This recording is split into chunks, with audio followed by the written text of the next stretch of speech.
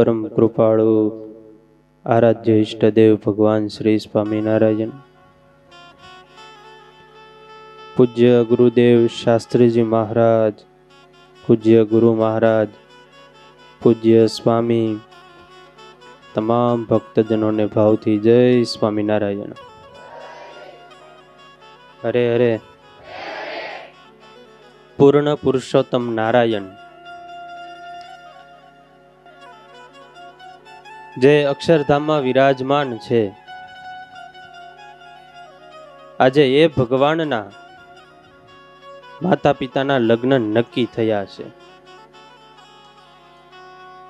આમ તો દીકરા કે દીકરીને પરણાવવા હોય, એના લગ્ન જેની સાથે નક્કી કરવા હોય, આજે બધા શું જોઈને લગ્ન નક્કી કરે? આજે ચામડી જોઈને, રૂપ જોઈને લગ્ન નક્કી થતા હોય। માતા જુએ દ્રવ્ય, પિતા ભણેલો, કન્યા જુએ વર રૂપ રેલો, સગા જણો ઉત્તમ વંશવાન, બીજા જણો ઉત્તમ ખાનપાન। માતા જુએ પૈસા વાળો કેટલો છે, પણ યાદ રાખજો, પૈસા જોઈને જે મા બાપ પોતાના દીકરીને બીજે પરણાવે, એ જ્યારે જીવનમાં કાંઈ આપત્તિનો સમય આવે, સુખ દુઃખનો સમય આવે, ત્યારે એ પૈસા કામ નથી આવતા। એ તો જ્યારે એવો દેશકાળ આવે, મુસીબત આવે, ત્યારે પતિની હૂફ હોય, એના આચરણ, એના સ્વભાવ સારા હોય, તો સુખેથી સંપૂર્ણ રીતે જીવન પસાર થાય। પૈસાથી જીવન પસાર ન થાય। પૈસાના લોભે આજે ગમે તેવા દીકરા હોય એની સાથે દીકરીને પરણાવી દે, તો પછી ક્યારેક ભવિષ્યમાં એ દીકરીને ઝેર ખોળવાનો પણ વારો આવે। ત્યારે આમ તો એકવાર પંડિતોની સભામાં પ્રશ્ન થયો કે રૂપ શ્રેષ્ઠ કે ગુણ? રૂપ શ્રેષ્ઠ કે ગુણ? એટલે બધા પંડિતો હોય છે એને ઘણા સમય સુધી શાસ્ત્રાર્થ કર્યો, પણ કાંઈ ચોક્કસ જવાબ મળે નહીં। ઘણા કે રૂપ સારું, ઘણા કે ગુણ સારા, ઘણા સમય સુધી ચાલ્યું।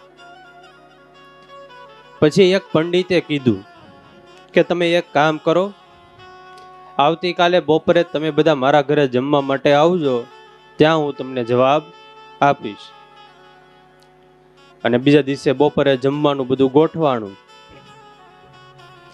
હવે જમવામાં બે પ્રકારની કેરી રાખી, એક બહુ સુંદર, દેખાવમાં જોતા મજા આવી જાય એવી, પણ ખાવામાં ખાટા ભડદા જેવી, અને બીજી કેરી લંગડો જેવી છે, આમ દેખાવ બહુ સારો નહીં, પણ ખાવામાં એટલી બધી મીઠી, મજા આવી જાય એવી। શાક બનાવ્યું અલગ અલગ પ્રકારના બધા મસાલા નાખીને, કશ્મીરી ચટણી ને સરસ મજાનો ગરમ મસાલો, અને પણ મીઠું જ નાખ્યું નહીં। અને બીજું શાક સાદું લાગે, પણ બધા સપ્રમાણમાં મસાલા નાખ્યા। કયું જમે બધા? સારું કે? પછી જમવાનું પૂરું થયું એટલે સોનાના ઘડામાં પાણી ભર્યું હતું, બધાને પાણી આપ્યું, અને જેવું બધાએ પાણી જરીક પીધું, ત્યાં તો ગરમ પાણી। એટલે આવું ગરમ પાણી કઈ હોય? ઠંડુ લાવો, ઠંડુ। અને પછી માટીના ઘડામાંથી પાણી આપ્યું, પછી બધાને હાશકારો છો। અને પછી પંડિતે કીધું, જોવો, રૂપ તો પેલી કેરીમાં પણ હતું, પેલા શાકમાં પણ હતું, અને સોનાના ઘડામાં પણ હતું। રૂપ તો ત્રણેયમાં હતા, પણ તમને શું પસંદ, એવું રૂપ કે ગુણ? ગુણ। ત્યારે ગુણ છે એ વધારે શ્રેષ્ઠ છે રૂપ કરતા પણ। પણ આજે લોકોની અંદર ઘણા બધા સદગુણો હોય સમાજમાં, પણ એ બધા પ્રગટ હોય ત્યારે ગવાતા ન હોય। જીવતા હોય ત્યારે કોઈ એના ગુણ ન ગાય, એ પછી મૃત્યુ પામે, પછી એની શોક સભા થાય ત્યારે ગુણ ગાતા હોય કે ભાઈ તમારા ભાઈ તો બહુ સારા હતા, પણ ઓલો બિચારો મરી ગયો ત્યાં સુધી કોઈ દી વખાણ કર્યા નહીં, ત્યાં સુધી ભાવ પીછા નહીં। પત્ની હોય એ વહી જાય પછી કે પત્ની મારી બહુ સારી હતી, એ હતી ત્યાં સુધી મારે બહુ સારું હતું, કોઈ પણ પ્રકારની ઘરની મારે ચિંતા નહોતી, ટેન્શન નહોતું. પણ એ જ્યારે પત્ની જીવતી હોય ત્યારે કઈ ધ્યાન આપ્યું નહીં. ત્યારે દાંપત્ય જીવનમાં પતિ પત્ની ભેગા રહે એટલે ક્યારેક મન ભેદ તો થાય, રુચિ ભેદ તો થાય, પણ એ બધું જાતું કરીને જો એકબીજાને રાજી કરવાના પ્રયત્ન કરે, આમ તો વાસણ ભેગા રહે એટલે ખખડે તો ખરા, પણ એ વાસણ ખખડે ત્યાં સુધી વાંધો નહીં, પછી એ વાસણમાં ઘોબા પડે એ મોટી તકલીફ થાય. ત્યારે પતિ પત્ની વચ્ચે રકઝક ક્યારે થઈ હોય, સવારે થયું હોય તો બપોરે જતું કરવાનું, બપોરે ભૂલી જવાનું, બપોરે થાય તો સાંજે ભૂલી જવાનું, સાંજે થાય તો સવારે ભૂલી જવાનું. ડિલીટ કરવાની સિસ્ટમ શીખી લેવાની, કારણ કે બધા વધારાના ડેટા એ મગજની અંદર સ્ટોરેજ નહીં કરવાના. ત્યારે જીવતા હોય ત્યારે એની કદર કરવી જોઈએ. ઘણાને સારા ગુરુ મેળા હોય, ઘણાને સારા પતિ મેળા હોય, ઘણાને સારી પત્ની મળી હોય, સારા સાસુ મેળા હોય, સારા સસરા મેળા હોય. એ જીવતા હોય ત્યારે એની કદર કરતા આવડતી હોવી જોઈએ. એ મરી જાય અને પછી એના કાંઈ વખાણ કરીએ તો એ કંઈ કામનું નહીં. સરસ પંક્તિ કોઈએ કીધી છે, કદર બેફામ શું માગું જીવનની આ જગત પાસે. મારા જીવનની કદર આ જગત પાસે હું શું માગું? કદર બેફામ શું માગું જીવનની આ જગત પાસે, કદર બેફામ શું માગું જીવનની આ જગત પાસે, કે જ્યાંના લોકો તો કેવલ મરેલાને જ વખાણે છે. આ દેશના લોકો તો એવા છે કે જે ખાલી મરેલાને જ વખાણે છે. ત્યારે એની પાસે મારા જીવનની કદર શું માગું? એક ભાઈના મિત્રને કહે કે આપણે ઓલા ભાઈની શોક સભામાં ગયા, ત્યાં બધા એના બહુ વખાણ કરતા હતા. એવા વખાણ મારા કરાવવા હોય તો એનો મિત્ર કે તો તારે મરવું પડે, કારણ કે આ દુનિયામાં મર્યા પેલા કોઈનું વખાણ કરતા નથી. કારણ કે કોઈના વખાણ કરવા એ બધાને કઠણ પડે છે, મર્યા પછી જ અહીંયા વખાણ થાય છે. બીજું, આજકાલ આપણે વસ્તુ પદાર્થને પ્રધાનતા દેવા લાગ્યા છીએ. તમને સરસ મજાનો કાજુ બદામનો ધોકા જેવો હાર હોય જાડો, એક બાજુ રૂમમાં જઈને પહેરાઈ દઈએ તો પછી તમને એટલો બધો આનંદ ન થાય, અને એની બદલે એટલા માણસોની વચ્ચે તમને લંઘાઈ ગયેલા ફૂલનો હાર પહેરાવીએ તોય થાય ઓહો સ્વામીએ મારું પૂજન કર્યું, સ્વામી મને હાર પહેરાવ્યો, આશીર્વાદ આપ્યા. હવે ઓલો ધોકા જેવો કાજુ બદામનો હાર હોય એ રૂમમાં પહેરાવીએ ને એનાથી એટલો ફરક ન પડે, એટલો આનંદ ન થાય, એની કરતાં વધારે હેમાં થાય લંઘાઈ ગયેલા ફૂલમાં. ત્યારે કિંમત એ કાજુ બદામની નથી, કિંમત એની છે માણસોની કિંમત છે, કે મારું ક્યાં સન્માન કર્યું, કેટલા માણસો વચ્ચે મને હાર પહેરાવ્યો. ત્યારે આજકાલ આપણે ભૌતિકતાને વધારે પ્રધાનતા આપવા લાગ્યા છીએ. આજે મોબાઈલ માટે છોકરા દીકરા દીકરી ઝઘડા કરે, મા બાપ સાથે બોલે નહીં, ધમ પછાડા કરે, મને આવો મોબાઈલ લાવી ગયો, પત્ની હોય તો મને આવી સાડી લઈ ગયો, મને ફરવા લઈ જાઓ, મને હોટલમાં નથી લઈ જતા. અરે હોટલ મહત્વની નથી, તારા પતિ મહત્વના છે. ત્યારે આજે વસ્તુ પદાર્થ એ બધાના જીવનમાં પ્રધાન થઈ ગયું છે. પહેલાના જમાનામાં બાપાઓ બધા બિચારા જોવાય નહોતા ગયા કે કોની સાથે લગ્ન કરવાના છે. મા બાપ જે પણ નક્કી કરે એની સાથે લગ્ન થતા, નક્કી થતું, અને તોય મારા વાલીડા બધા 80 વર્ષ કાઢી નાખતા. આખી જિંદગી પ્રેમેથી પસાર થતી, ગમે એવા સુખ દુઃખ આવ્યા એના જીવનમાં, તેમ છતાં પણ પતિ પત્ની જીવનમાં એકબીજાનો સાથ ક્યારેય છોડતા નહીં. એ અભણ હતા, ગામડા માણા હતા, પણ તેમ છતાં પણ એ બધાને પ્રેમ નિભાવતા આવડતું, એ બધાને સંબંધ નિભાવતા આવડતું હતું. અને આજે તો સમાજ એજ્યુકેટેડ થઈ ગયો છે, ભણેલો ગણેલો સમાજ છે, તેમ છતાં પણ આજે પહેલાના સમય કરતા છૂટાછેડાના કેસ વધારે થઈ ગયા છે. નાની નાની બાબતમાં દુઃખ લાગી જાય. સવારે પતિ ઉઠે એટલે કે ભાઈ તમે આજે પિંક શર્ટ જ પહેરજો, જગ્ગુ તું આજે પિંક શર્ટ પહેરજે. હવે ઓલા બિચારાને વ્હાઈટ પહેરવો હોય, આ પરાયણે પિંક પહેરાવે, અને જો પાછો ન પહેરે તો મોઢું મવડાઈ જાય. સાંજે ભાખરી તાજેલી આવે, કઢી ખારી આવે.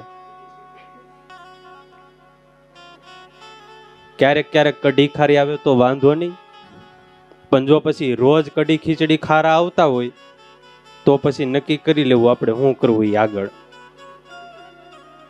ક્યારેક થઈ જાય ખારું મોડું, રોજ આપણે બાઇક ચલાવતા હોઈએ પણ ક્યારેક સ્લીપ મારી જાય ને રસ્તા ઉપર ગાડી, એમ ક્યારેક થઈ જાય એવું ઘરે ખારું મોડું તીખું તો ચલાવી લેવાનું. એમાં પછી કઈ વાસણના ઘા ન કરવાના હોય, થાળીઓના ઘા ન કરવાના હોય.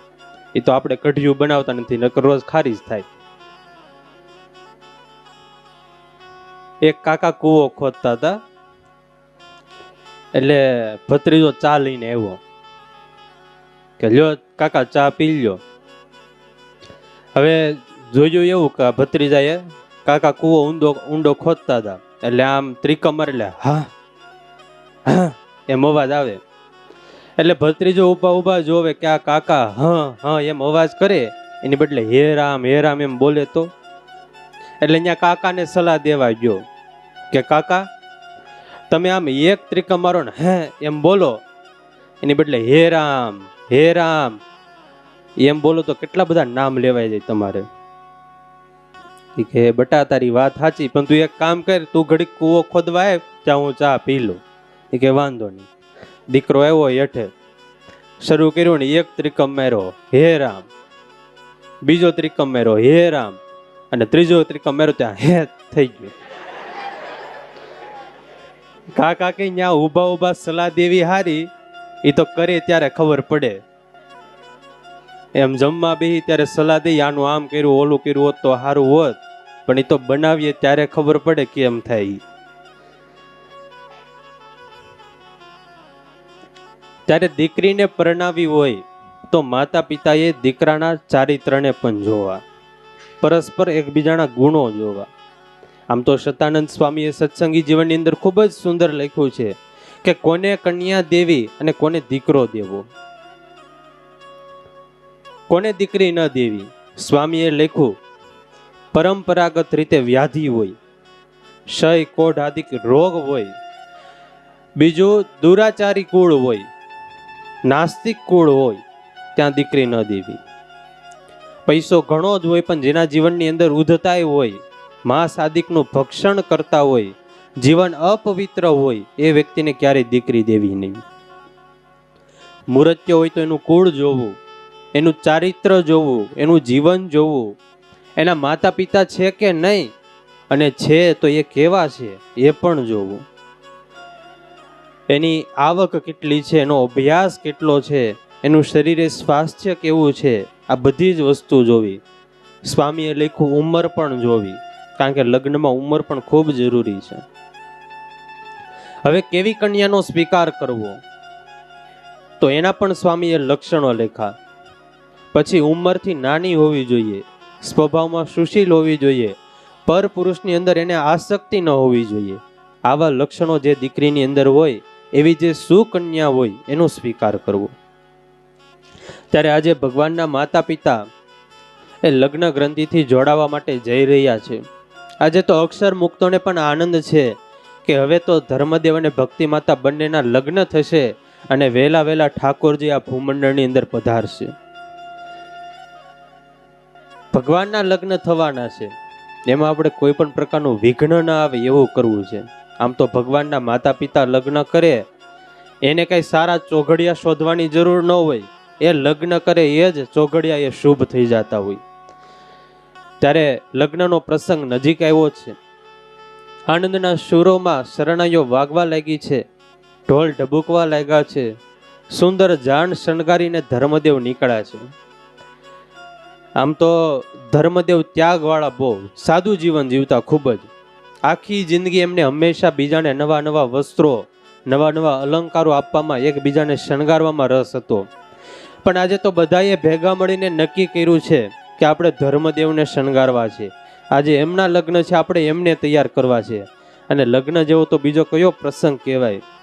સરસ મજાની રેશમી ધોતી પહેરેવી છે, શરીર ઉપર જરકસી જામો પહેરેવો છે, મસ્તક ઉપર સોનેરી સાફો બાંધ્યો છે, કુમકુમનો ચાંદલો કર્યો છે, સરસ મજાનું છોગલું કલંગી રાખી છે, તોરા ઝૂકી રહ્યા છે, સુવર્ણના હાર કુંડળ અને બાજુબંધ ધર્મદેવને ધારણ કરાવ્યા છે. છપૈયાની નારીઓ ધર્મદેવના રૂપને જોઈને મોહી ગઈ છે. જેવા ભક્તિ છે બસ એવા જ એને અનુરૂપ આજે એને વર મેળા છે. હે ભગવાન, યુગો યુગ સુધી આ ધર્મ અને ભક્તિ બંનેની જોડી બની રહે. અને જાન આજે છપૈયામાં આવી છે અને માંડવે વધામણા થાય ને. હે મોર જાજે ઓ ગમણે દે, મોર જાજે હાથ મણે દે, એવો વર તો જાજે વાયુના માંડવેજી મારા રાત, એવો તો જાજે માંડવેજી મારા રાજ. ધર્મદેવનું મંડપમાં સ્વાગત થયું છે. પ્રથમ શ્રી ગણેશ બેસાડો રે મારા ગણેશ દુદાળા. પ્રથમ શ્રી ગણેશ બેસાડો રે મારા ગણેશ દુંદાળા. હે પ્રથમ શ્રી ગણેશ બેસાડો રે મારા ગણેશ દુંદાળા.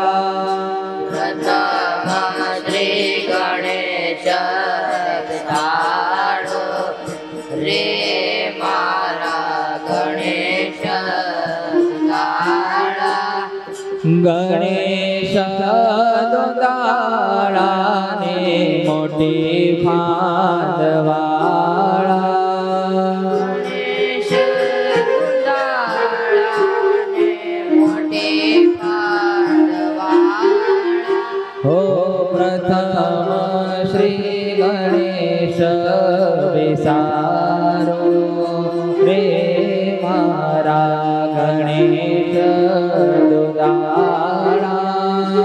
પ્રથમ શ્રી ગણેશ બેસાડો રે મારા ગણેશ દુંદાળા. લગ્નની વિધિ થવા લાગ્યો છે. ભૂદેવ પવિત્ર મંત્રો બોલતા જાય છે અને બીજી બાજુ વિવાહના મંગલ ગીતો ગવાઈ રહ્યા છે. હે મેં તો થાળ ભર્યો રે સગમતી નો રે, થાળ ભર્યો રે સગમતી નો રે મેં તો થાળ ભર્યો રે સગમતી નો રે, થાળ ભર્યો રે સગમતી નો રે હું તો હરખે વધાવાને જાઈશ મારો સોના સરીખો સૂરજ ઉગી રે મારો. સોના સરીખો સૂરજ ઉગી રે. ભૂદેવ લગ્નની વિધિ કરાવે છે. ધર્મદેવ અને ભક્તિ માતા બંને માયરામાં આવીને બેઠા છે. બેઠા માય રે વર કન્યા જોડી રે, બાંધી કાઠ છોટે નહીં છોડી રે. માય રે વર કન્યા જોડી રે, બાંધે ગાંઠ છૂટે નરી છોડી રે. હે બેઠા માય રે વર કન્યા જોડી રે, રે જોડી બાંધી ગાંઠ છોટે નહીં છોડી રે. માય રે વર કન્યા જોડી રે, બાંધે ગાંઠ છૂટે નરી છોડી રે. હો પ્રીતિ પરણ્યા ધર્મ ઉતાર રે, ત્યાં વાદ્યો છે જય જયકાર રે. જય પરણ્યા ધર્મ ઉતાર રે, ત્યાં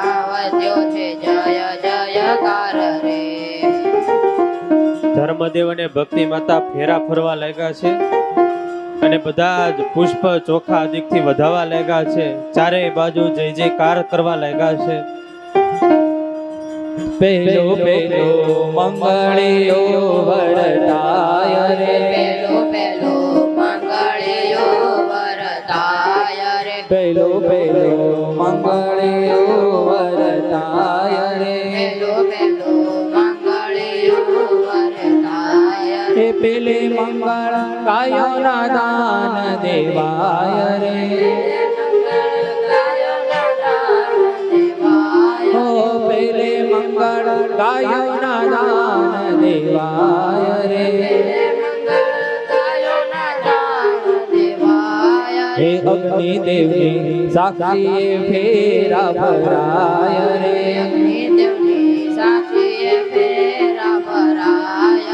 બંને પક્ષે આનંદ અતિ ઉભરાય રે,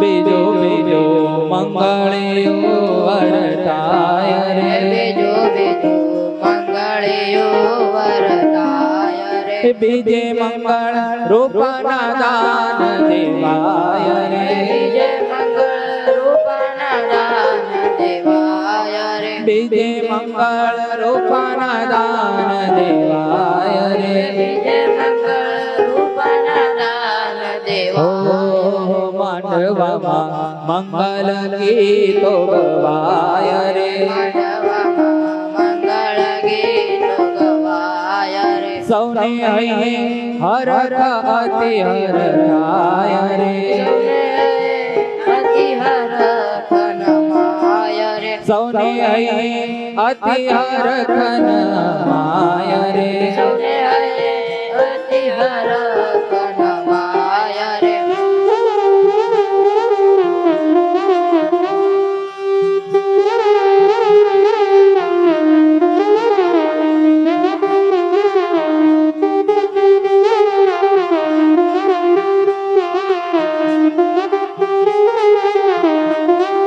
ત્રીજો ત્રીજો મંગળિયો વરતાય રે, ત્રીજો ત્રીજો મંગળિયો વરતાય રે, ત્રીજો ત્રીજો મંગળિયો વરતાય રે, ત્રીજો ત્રીજો મંગળિયો વરતાય રે, ત્રીજે મંગળ સોનાના દાન દેવાય રે, ત્રીજે મંગળ સોનાના દાન દેવાય રે, ત્રીજે મંગળ સોનાના દાન દેવાય રે, ત્રીજે મંગળ સોનાના દાન દેવાય હે રે, અગ્નિ દેવની સાક્ષીએ ફેરા ભરાય રે, અગ્નિ દેવની સાક્ષીએ ફેરા ભરાય રે, બંને પક્ષે આનંદ અતિ ઉભરાય રે, બંને પક્ષે આનંદ અતિ ઉભરાય રે, ચોથો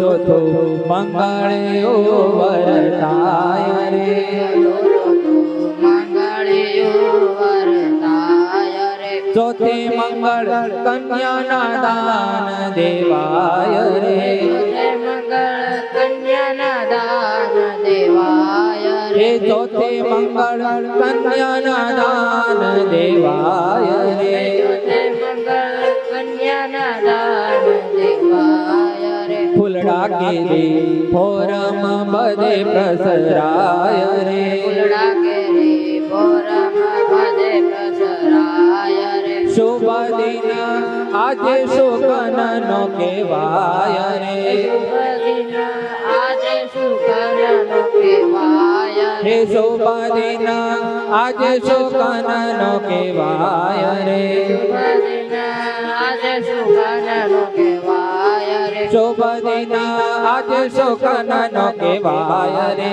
શુભ દિન આજે શુકનનો કહેવાય રે, શુભ દિન આજે શુકનનો કહેવાય રે, શુભ દિન આજે શુકનનો કહેવાય રે.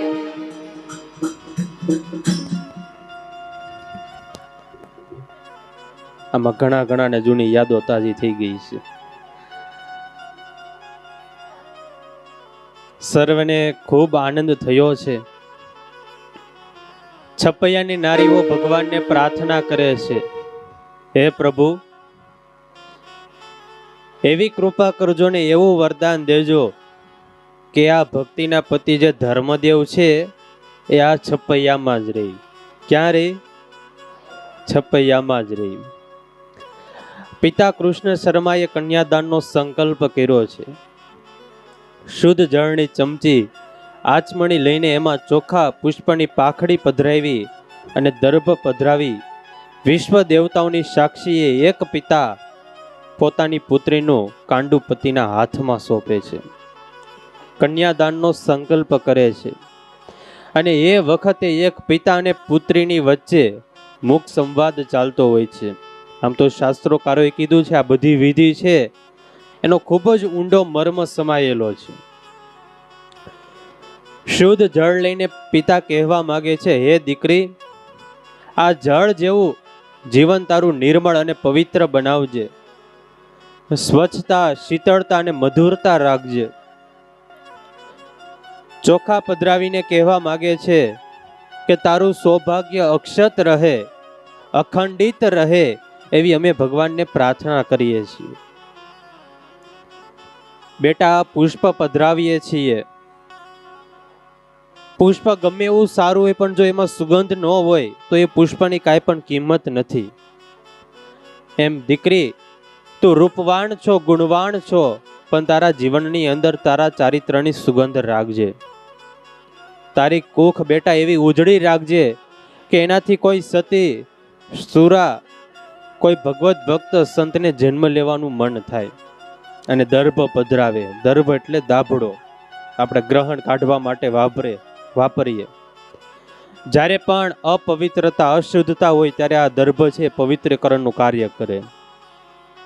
પિતા કહેવા માંગે છે, બેટા, તારા સસરાના કુળની અંદર બેટા જ્યારે પરસ્પર અસંપ થાય, કલેશનું વાતાવરણ ઊભું થાય, ત્યારે એ સમયે બેટા તું પરિવારને જોડવાની ભૂમિકા રાખજે, પણ તું પરિવારને તોડીશ નહીં. અને આવા શુભ સંકલ્પ સાથે પિતા એ કન્યાનું દાન કરે છે. લગ્ન છે એ પતિ અને પત્ની વચ્ચે પોતાની ઈચ્છાથી કરેલું એક દાસત્વ છે.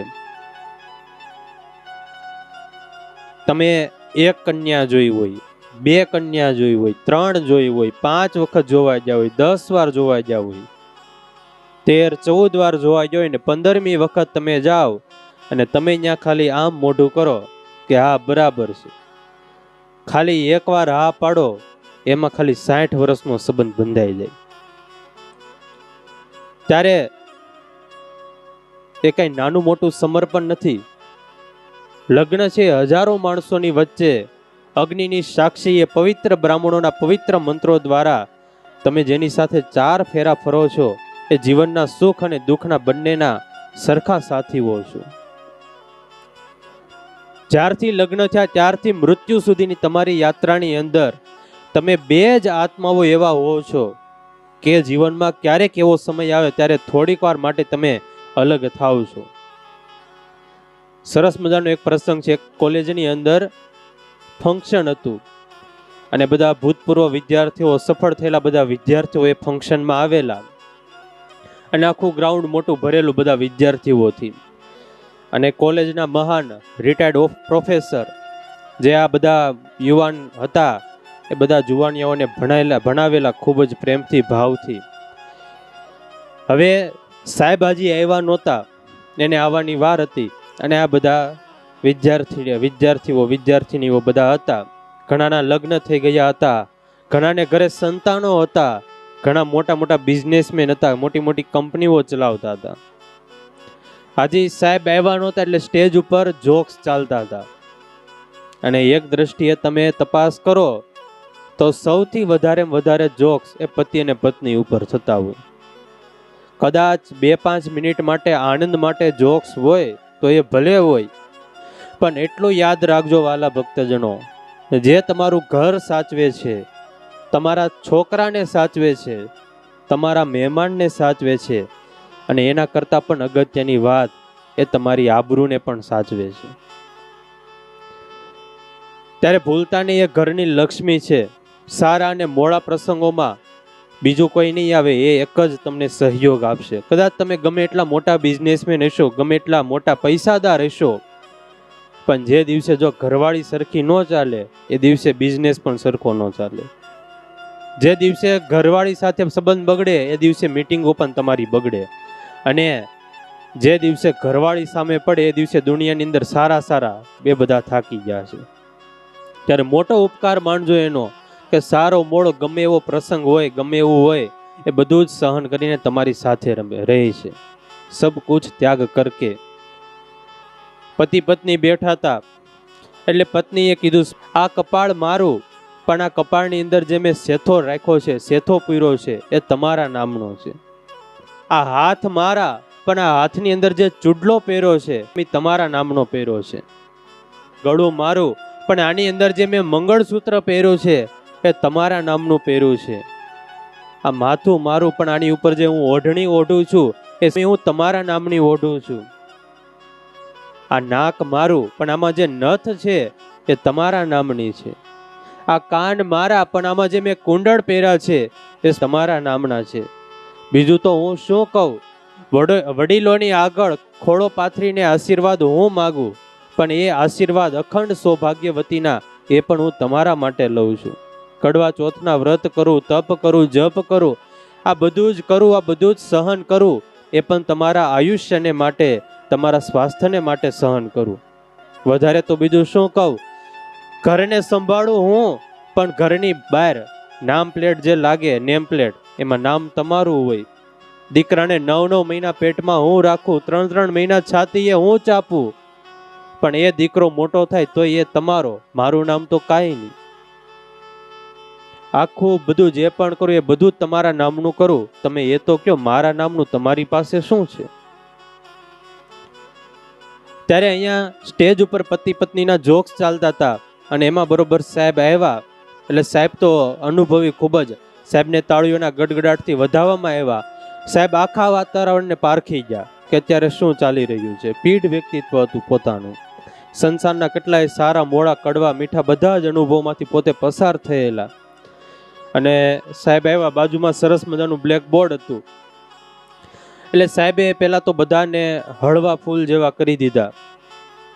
પછી સાહેબે વાત કર્યું કે તમે બધા જ વિદ્યાર્થીઓ મારી પાસે ભેણા છો.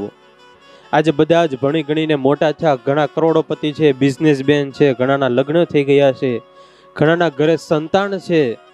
તો અહીંયા મારે સ્ટેજ ઉપર એક એવી દીકરીની જરૂર છે કે જે મારી પાસે ભણી હોય, એની ઘરે સંતાન હોય, એવી દીકરી એને આજે મારે આ સ્ટેજ ઉપર બોલાવી છે.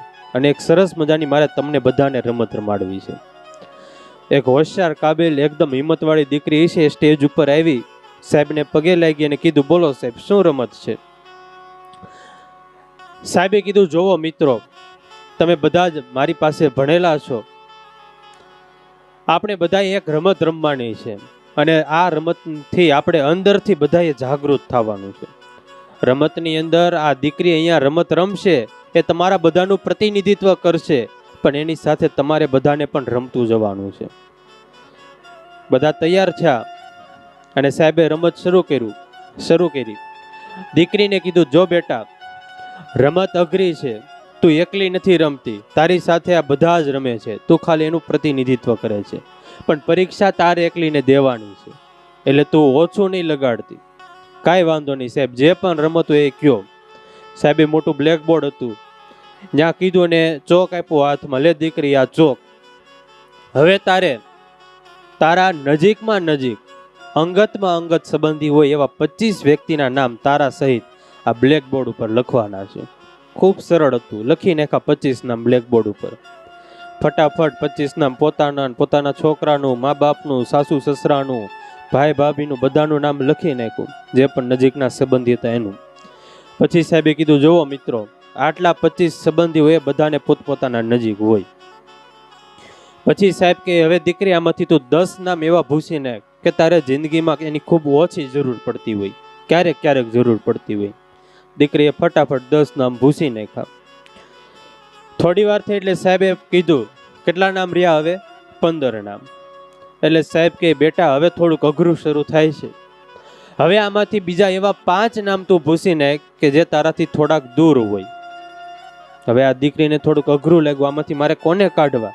આમાં સાસુ સસરાનું નામ છે, મામા મામીનું નામ છે, માસા માસીનું નામ છે, બધાના નામ છે સંબંધીઓના.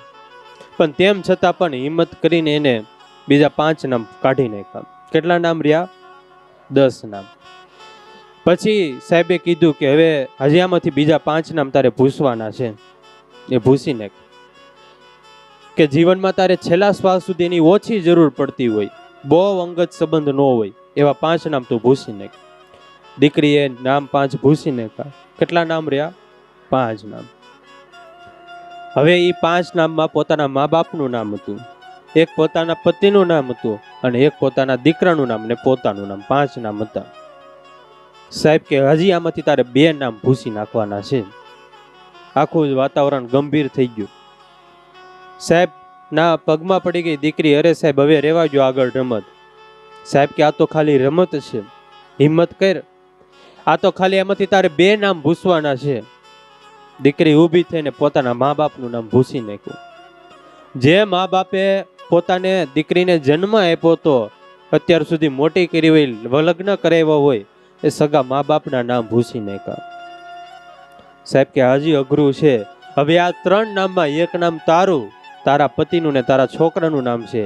હવે આમાંથી તારે એક નામ કાઢી નાખવાનું છે. આખું ઓડિયન્સ બધા રડવા લાગ્યા. કાઢવું કોનું નામ?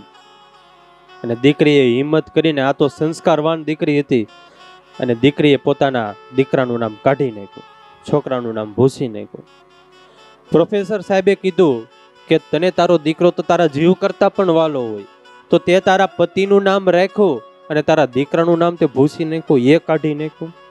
ત્યારે એ દીકરીએ કીધું સાહેબ હું સંસ્કારવાન પરિવારમાંથી આવું છું, મારા માએ મને સંસ્કાર આપ્યા છે, મારા બાપે મને સંસ્કાર આપ્યા છે. જ્યારે અમે લગ્ન કર્યા ત્યારે જે પતિના હાથમાં મારા બાપે મારો હાથ સોંપ્યો હતો, ત્યારથી અમે નક્કી કર્યું હતું કે જિંદગીના છેલ્લા શ્વાસ સુધી અમે સાથે રહીશું.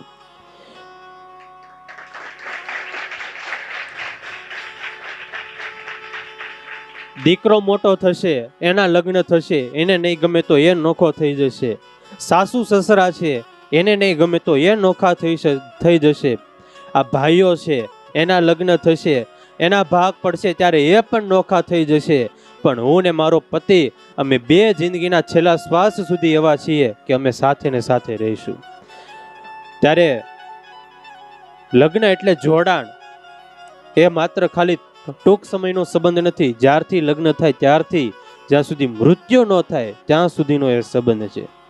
લગ્ન એટલે 2 વ્યક્તિઓનું જોડાણ. 2 વ્યક્તિઓનું જોડાણ થાય પછી 2 વ્યક્તિ ન રહે, એ વ્યક્તિ એક થઈ જાય. કોઈ સ્વામી નથી, કોઈ સેવક નથી. બંને એકબીજાની ભાવના સમજે અને દાસત્વ રાખે, એકબીજાની રુચિમાં જો રાજી રહે, તેના દાંપત્ય જીવનની અંદર ક્યારેય વિઘ્ન ન આવે. જે એકને વાત ગમી જણાય, બીજાનું મન રાજી થાય. હસ્ત મેળાપની વિધિ. હસ્ત મેળાપની વિધિ એ ખાલી 2 હાથનો મેળાપ નથી, એ 2 મનનો પણ મેળાપ છે.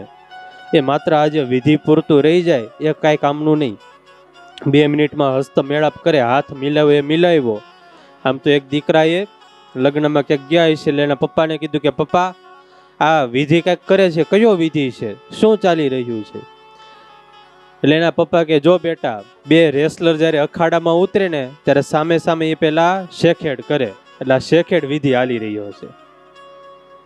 ત્યારે લગ્ન વિધિ છે એ બંનેને એકબીજાની ભાવના સમજીને સુખેથી જીવન પસાર કરવાનો વિધિ છે.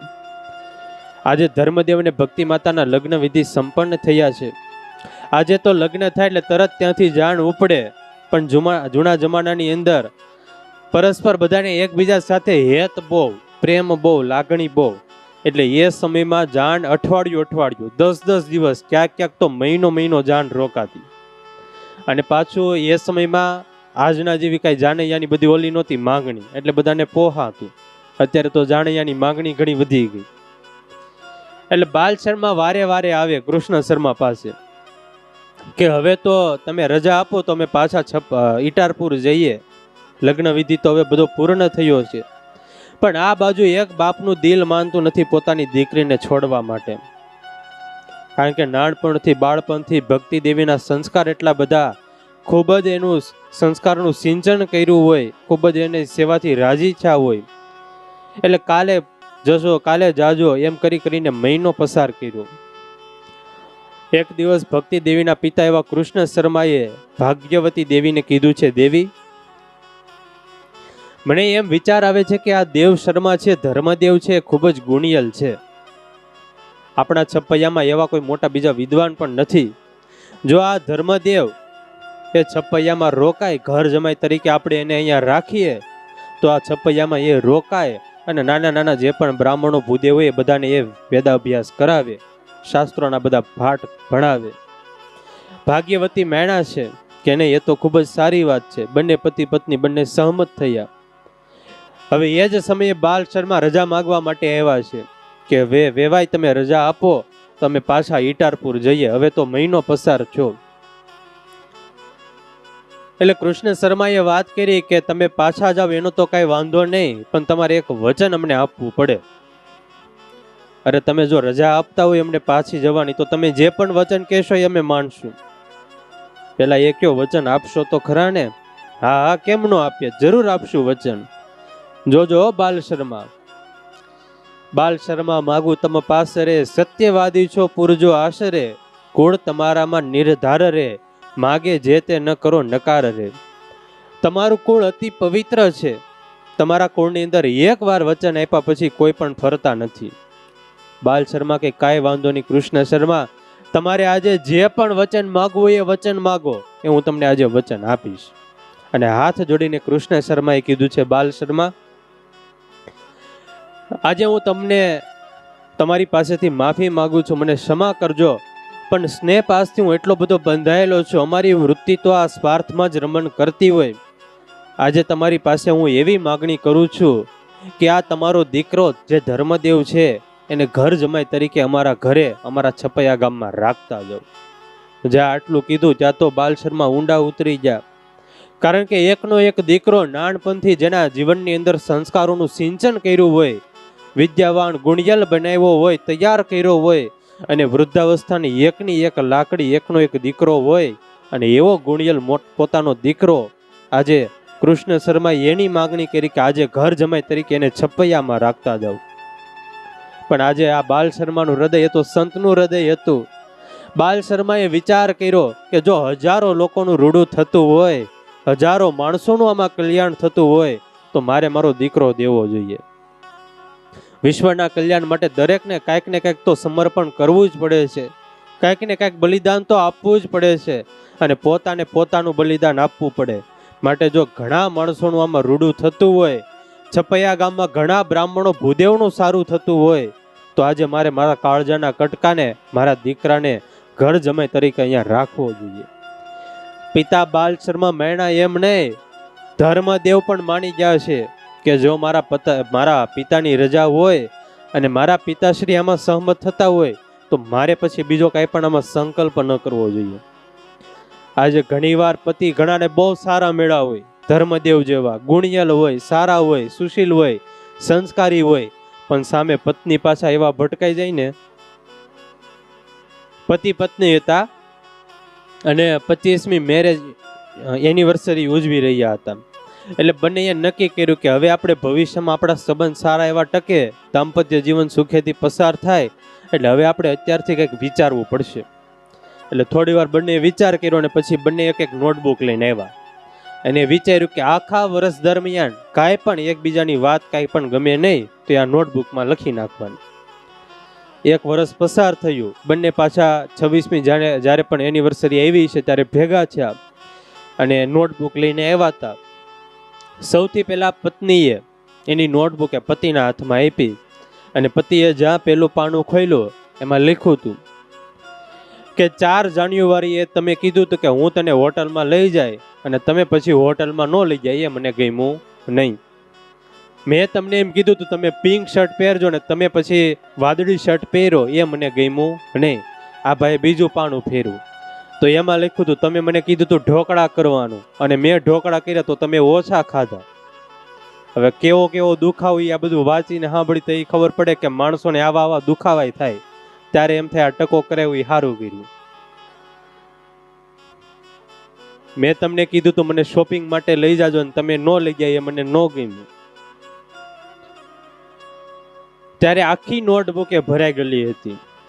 પછી પતિએ 2 હાથ જોડીને માફી માંગી કે આટલી બધી ભૂલ મેં આખા વર્ષમાં કરી છે, મારાથી ભૂલ થઈ ગઈ, મારો આ અપરાધ એ તમે ક્ષમા કરો. પછી પતિની બુક એ પત્નીને આપી. પત્નીએ પેલું પાનું ખોલ્યું, કાંઈ લખ્યું નહોતું. બીજું પાનું લખ્યું, ફેરવું, કાંઈ લખ્યું નહોતું. એ ક્યારે ઘણા પાના ફેરવી નાખ્યા, કાંઈ લખ્યું નહોતું. છેલ્લું પાનું ફેરવું તો એમાં ખાલી પતિએ થોડાક શબ્દો લખાતા અને એવું લખ્યું હતું કે તમારી પણ ઘણી વાત એવી છે કે જે મને નથી ગમી મારા જીવનમાં, પણ તેમ છતાં પણ તમે મને અત્યાર સુધી આ જિંદગીની અંદર ઘણો સાથ આપ્યો છે, ઘણો સહકાર આપ્યો છે, તમે મને ઘણો ભાવ પ્રેમ આપ્યો છે, એટલે હું તમારી તમામ પ્રકારની જે પણ નાની મોટી ભૂલો છે એ નજરમાં રાખતો નથી અને એટલા માટે હું કાંઈ પણ ભૂલો તમારી લખતો નથી.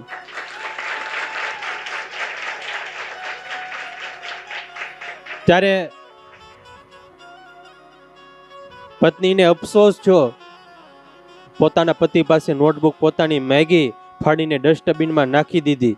ત્યારે પતિ અને પત્નીની વચ્ચે જો લાંબા સમય સુધી સંબંધ ટકાવવા હોય અને સુખેથી પ્રેમથી દાંપત્ય જીવન પસાર કરવું હોય તો એકબીજાના ગુણો જોતા શીખવું. આજે મોટું માંડ કરીને બાલ શર્મા અને દીકરા ધર્મદેવ બંને હા પાડી છે, માની ગયા છે કે હા હવે અમે ઘર જમાઈ તરીકે ધર્મદેવ કે અમે રોકાશું છપૈયામાં. અને આજે વિરલ ઘટના બની વિશ્વના ઇતિહાસમાં કે બાલ શર્મા જાન લઈને છપૈયા તો આવ્યા હતા, છપૈયાથી જાન લઈને પાછા તો ગયા, પણ વર વિનાની જાન લઈને પાછા એ છપૈયાથી ગયા છે. જતા જતા મનમાં વિચાર આવ્યો છે કે હવે તો મારી આયુષ્ય ઘણી મોટી થઈ છે, ટૂંક સમયમાં તો હું ભગવાનના ધામમાં જઈશ, એટલે છેલ્લે છેલ્લે મારા દીકરાને અને પુત્ર વધુને ઉપદેશના 2 શબ્દો કહેતો જાઉં. સરસ મજાનો ભક્તિ દેવીને ધર્મદેવને ઉપદેશ આપ્યો છે, ભક્તિ દેવીને પતિવ્રતાના ધર્મનો ઉપદેશ આપ્યો છે, ધર્મદેવને પોતાના પતિનું એક કેવું જીવન હોવું જોઈએ, શું કર્તવ્ય હોવું જોઈએ એનો સરસ મજાનો અદ્ભુત ઉપદેશ આપ્યો છે. બાલ શર્મા પોતાના પુત્ર ધર્મદેવને ભક્તિ દેવીને આશીર્વાદ આપીને ઇટારપુરમાં પાછા આવ્યા છે. આજે ધર્મદેવને ઘર જમાઈ તરીકે છપૈયામાં રાખીને બાલ શર્મા ત્યાંથી નીકળ્યા છે. પોતાના પુત્રના વિવાહમાં બાલ શર્મા અને પોતે તો ઘણા આયુષ્ય મોટી થઈ હતી, ખૂબ જ જ્ઞાની હતા, ભગવાનનું ભજન કરતા કરતા થોડાક જ દિવસોની અંદર ભગવાનના ધામમાં ગયા છે. આ બાજુ ધર્મદેવને છપૈયાની અંદર સમાચાર મળ્યા છે કે પિતાશ્રીનું હવે અવસાન થયું છે, ભગવાનના ધામમાં ગયા છે, એટલે એ પણ છપૈયામાં આવ્યા છે, ખૂબ દુઃખી થયા છે. જેને જેને ઇટારપુરમાં સમાચાર મળ્યા છે એ બધા જ લોકો ખૂબ દુઃખી થયા છે કે એક સંત હૃદયવાળા એક પિતા આજે આ લોક છોડીને ભગવાનના ધામમાં ગયા. સમય જતા ધર્મદેવ પોતાના દિવ્ય દાંપત્ય જીવનનો પ્રારંભ કરે છે. શાસ્ત્રોમાં કહેલા તમામ વ્રત અને નિયમોનું પાલન કરે છે. બ્રહ્મ મુહૂર્તમાં વહેલા જાગીને સરયુ ગંગાની અંદર નારાયણ સરોવરની અંદર સ્નાન કરે, પવિત્રપણે પ્રાતઃકાળે ભગવાનના પૂજાપાઠ કરે, ધર્મ પ્રમાણે વેદોનું અધ્યાપન કરાવે, જન્માષ્ટમી એકાદશી આદિ તમામ વ્રત નિયમોનું પાલન કરે. ધર્મદેવને આંગણે જે પણ કાંઈ કોઈ ગરીબો આવે, ગાયો આવે, સાધુ સંત આવે, બ્રાહ્મણો ભૂદેવ આવે તો એમને રાજી કરીને મોકલે છે અને પિતાના વચન પ્રમાણે જીવન જીવે છે. સુખેથી અને પ્રેમેથી પોતાનું જીવન ધર્મદેવને ભક્તિ માતા બંને પસાર કરી રહ્યા છે. આમ તો સુખ છે એ પૈસામાં નથી, સુખ છે એ પ્રેમમાંથી પ્રગટ થાય. સુખ એ સુંદરતા નથી આપતી, સુખ છે એ તમારી અંદરનો જે સ્નેહ હોય એ આપે. એકબીજાની માટે માણસની જે તડપ હોય એ જ જીવનનું સાચું સુખ અને આનંદ છે. પ્રેમાનંદ સ્વામીને ભગવાન સ્વામીને પ્રેમાનંદ સ્વામી એ ભગવાન સ્વામી નારાયણ માટે તડપતા હોય, સુદામા છે એ કૃષ્ણ માટે તડપતા હોય, મીરાબાઈ છે એ કૃષ્ણ ભગવાન માટે તડપતા હોય, રાધા છે એ કૃષ્ણ માટે તડપતા હોય, ધ્રુવ અને પ્રહલાદ એ ભગવાનના દર્શન કરવા માટે તડપતા હોય. ત્યારે એ અંતરનો જે તડપતા હોય, અંતરનો જે આનંદ હોય એ આનંદ તો કરોડો રૂપિયા દેતા પણ એ આનંદ આવતો નથી. કોણ કહેતા હૈ કે દौलत से सब कुछ मिलता है, कौन कहता है दौलत से सब कुछ मिलता है, कोई हमें नींद ला दे हम तो रुपयों के बिस्तर पे सोते हैं. ત્યારે રૂપિયામાં કે સંપત્તિમાં સુખ નથી, સુખ તો સ્નેહમાં છે, પ્રેમમાં છે. આકર્ષણ અને મોહ એ માણસને અંદરથી ઘડીક ખંજવાળ ઉપડાવે, પણ સુખ એમાં નથી, સુખ તો સ્નેહમાં છે. પોથી પઢી પઢી જગ મુવા પંડિત ભયાનક કોઈ, 2.5 अक्षर प्रेम का पढ़े सो पंडित હોય. जहाँ प्यार होता है, जहाँ प्रेम पांगरता है, वहाँ सब कुछ होता है. એકબીજાને માટે પ્રેમ. ઘણીવાર પોતાના ધણી ઘરે આવતા હોય ને જો બે આંખ એ પોતાના ધણીની રાહ જોતી ન હોય, એના માટે તરસતી ન હોય, તો એ ઘરે રહેવું એ રાખ છે. કોઈના માટે કોઈની આંખ એ પ્રતીક્ષા કરતી હોય છે. તુમ જબ હો મેરે કરીબ તો મેં નહીં હોતા હું. સરસ મજાની પંક્તિ લખાણી. तुम जब हो मेरे करीब तो मैं नहीं होता हूँ, और तुम जब हो मुझसे दूर तो मैं नहीं सोता हूँ. આ વાત કૃષ્ણ ભગવાન અને રાધાની છે. આ વાત નરસિંહ મહેતા અને કૃષ્ણની છે. આ વાત મીરા અને કૃષ્ણની છે. આ વાત પ્રેમાનંદ સ્વામી ને ભગવાન સ્વામિનારાયણની છે. આ વાત મોટીબા અને સહજાનંદ સ્વામીના જીવનની છે. तुम जब हो मेरे करीब तो मैं नहीं होता हूँ, और तुम जब हो मुझसे दूर तो मैं नहीं सोता हूँ. तुम हो जब मेरे पास तो सिर पर खुशी ही खुशी होती है, और तुम न हो मेरे साथ तो सिर पर उदासी ही उदासित होती है.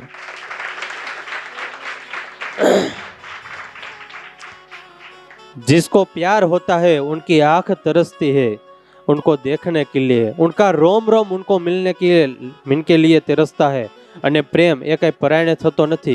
પ્રેમ તો અંદરથી થાય. કોઈ કવિએ સરસ લખ્યું છે, પ્યાસ ન દેખે ધોબી ઘાટ, નીંદ ન દેખે મૂળ દેકી પાટ, ભૂખ ન દેખે હેઠો ભાગ, પ્રીત ન દેખે પ્રીત ન દેખે જાત કજાત, અક્કલ ઉધારે ન મળે, હેત હાટે ન વેચાય, રૂપ ઓછીનું ન મળે, અને પ્રીત પરાયણે ન થાય.